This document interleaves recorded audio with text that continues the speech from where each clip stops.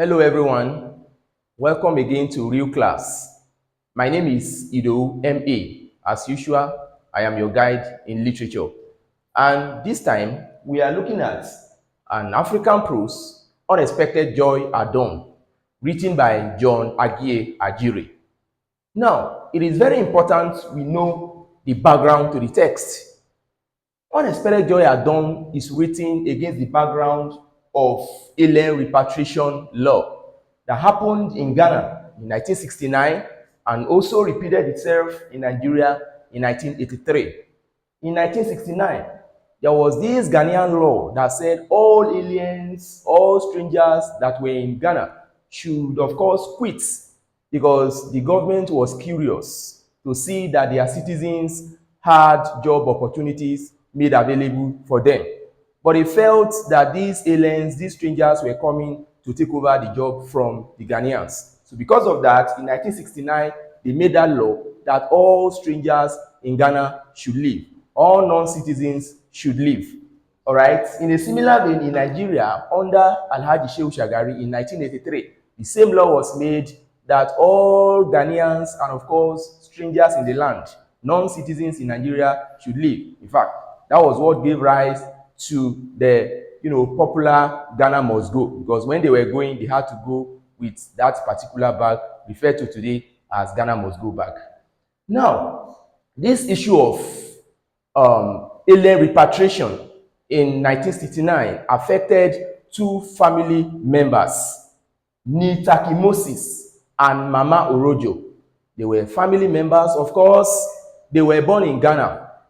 Although by birth, they are Ghanaians, but by blood, they are Nigerians. All right? Far back as one can ever remember, their grandparents actually traveled from Nigeria to Ghana, and it was there that, of course, they were giving birth to. And right now, in 1969, the law has actually come up that they should actually quit. I mean, all non-Ghanaians should quit. It is in the light of that Mama Orojo, who was already grown up at that time, had to live with her parents. All right? But Nitaki Moses was still a small boy at that time, so he couldn't cross border. So it was only Mama Orojo that could cross border alongside the parents. But she was not that fortunate because along the way, her parents eventually died and they were buried at the roadside. Now, as at the time the story starts, Mama Orojo is already a big woman, a very rich woman, and of course the brother, of course, is already having something to do.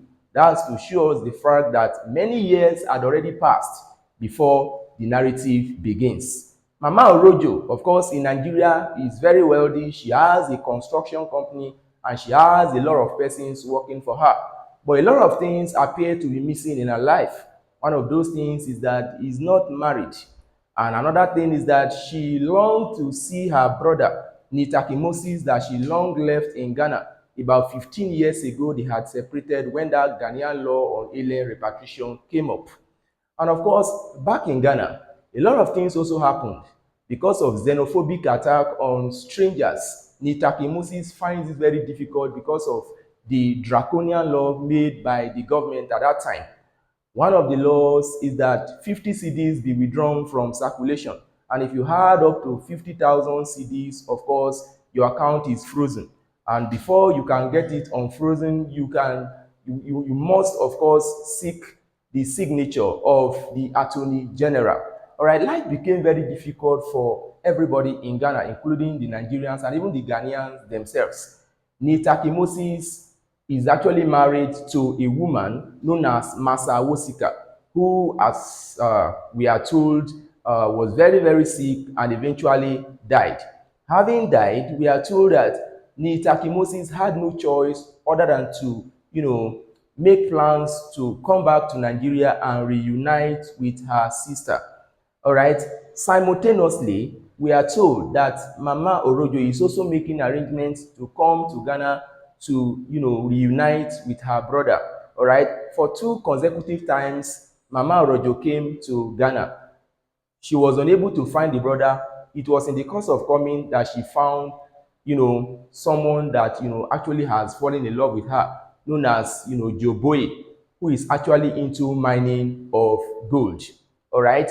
And it was, Joe Boye, the man that has fallen in love with her, that now helped the woman to look for the brother. And they were told that the man in question has actually left for Nigeria, that before he came to Nigeria, that he had a wife, Masawosika, who died, and the dead body deposited at the hospital in Koforidua. All right. Now, Joe Boye and Mama Rojo now made arrangements and buried the woman. And both of them now traveled to Nigeria, where they eventually got married. Now, as we are told, Nitaki Moses, of course, and one frustrated, scientist, Aaron Lashibe, all right, actually came to Nigeria. And when they got to the border, a lot of things happened, all right. They were being questioned, all right, as to their being a citizen, or they are being citizens in Nigeria. But it appears to be that all effort on their part proved to be abortive. One day, they went to a construction company where they wanted to actually work to survive in Nigeria.